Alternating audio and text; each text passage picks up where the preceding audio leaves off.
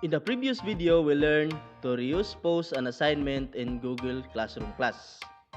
Now, in this video, we will look at how to manage multiple classes and student submission. These features in Google Classroom is very helpful if you have multiple classes, multiple activities or assignment, and multiple student handle. In this video, we will use my another account having multiple classes and multiple students enrolled. As you can see, I have 3 classes in this account. And in one class having 35 students and the other class has 31 students enrolled. Click the class to open and click the classwork tab to look at our class activities.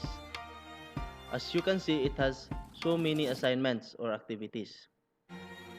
To manage or check the class submission easily, click this hamburger icon, then click to do.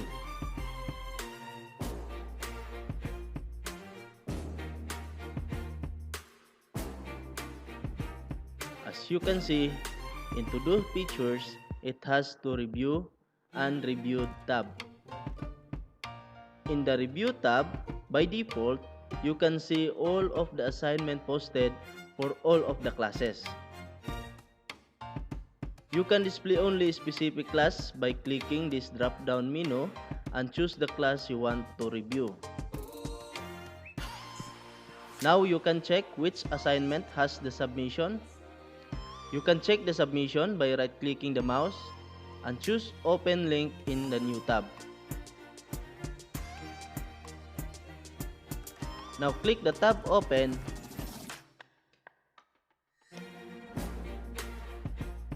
and you can now see who submitted the assignment.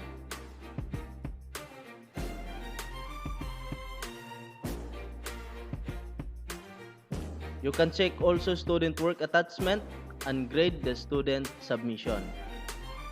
Now you learn how to use to do features in checking student submission.